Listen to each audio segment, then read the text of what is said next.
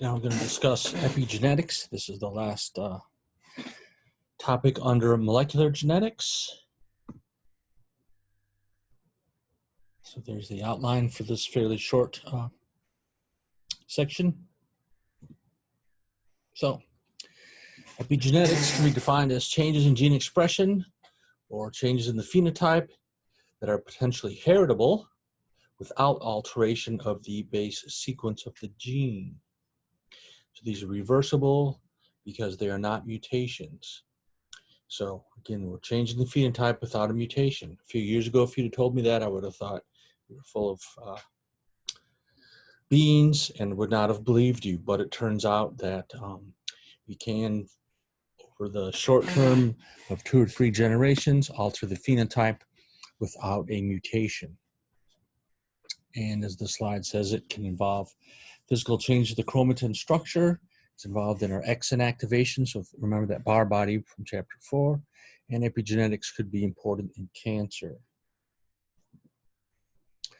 So the molecular mechanisms behind epigenetics include the methylation of DNA and lots of chemical modifications to those histone proteins that the DNA is wrapped around, as well as there are RNA molecules that can affect the gene expression and chromatin structure. So we'll address some of these topics as we go through.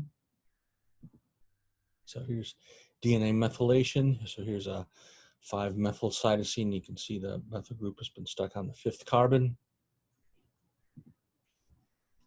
It's a different way of looking at the DNA with the methyl groups there in pink.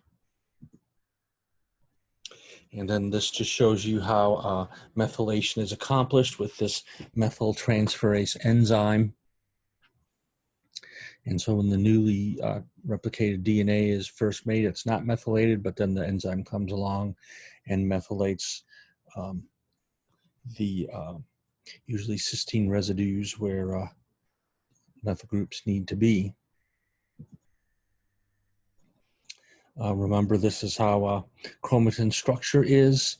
It's the DNA wound around these histone proteins. Remember, those are octamers of histones in the nucleosomes, those little pink things with histone H1 then sort of clamped down over the DNA that wraps around the histone octamer. So a second example, here are a couple of bees. On the left is the larger queen bee, and on the right is the smaller worker bee. Now, the worker bees are sterile females. They're often daughters, sisters, or nieces or cousins of the queen. And the queen, her job is just to mate and lay eggs. But so now we're going to discuss why these two have different phenotypes and different reproductive physiologies as well. And we can see from this figure 21.5 in your textbook, how does royal jelly produce phenotypic differences in worker and queen bees?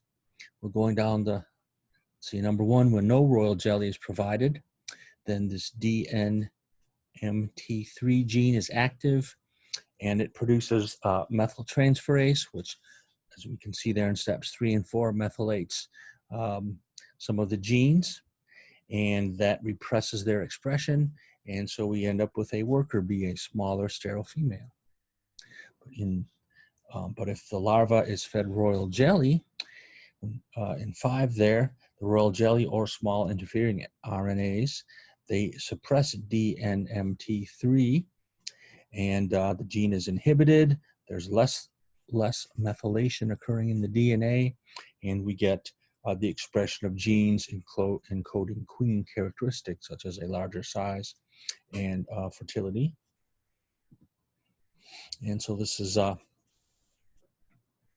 of a text explanation of what the last slide shows. Now, paramutation, this is the interaction of 2 alleles that leads to a heritable change in one of the alleles. So again, the DNA sequence is not altered, it's not a mutation, but it can alter the phenotype. And this new expression pattern may last many generations. These altered alleles then can convert other alleles, and the altered alleles are called epialleles. But again, they have the same base pair sequence as the original allele, but there are just some other differences that we'll point out.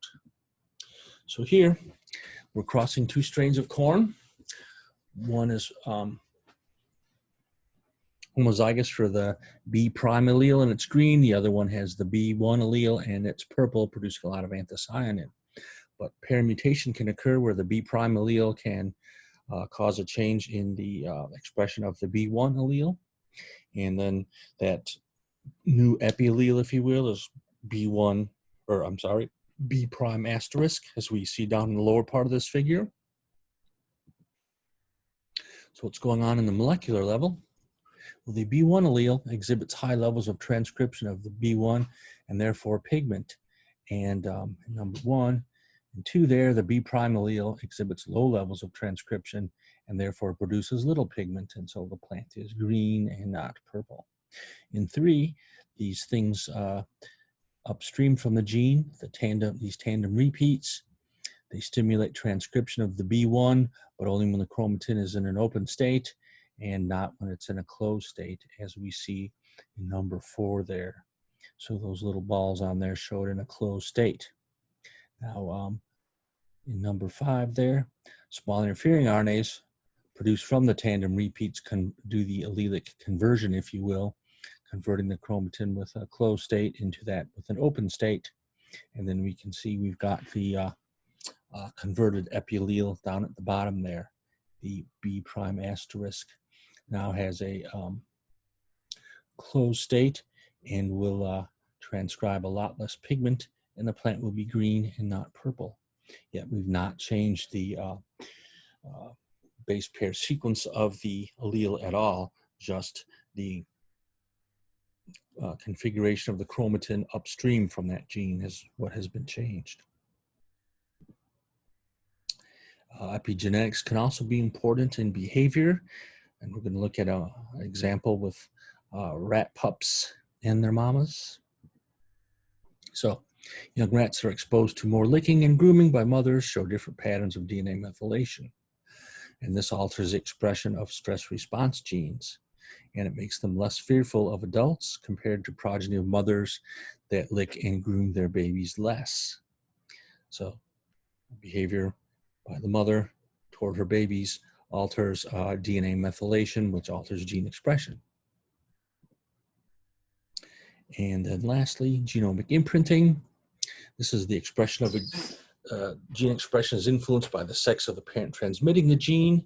The example we'll have is insulin-like growth factor 2 or IGF-2 gene. The paternal allele is active in the fetus and the placenta, but the maternal allele that inherited from the mother is not. If we delete the paternal allele in mice, they have a low birth weight and a very small placenta. So something like this is going on. So here are genotypes from crosses above.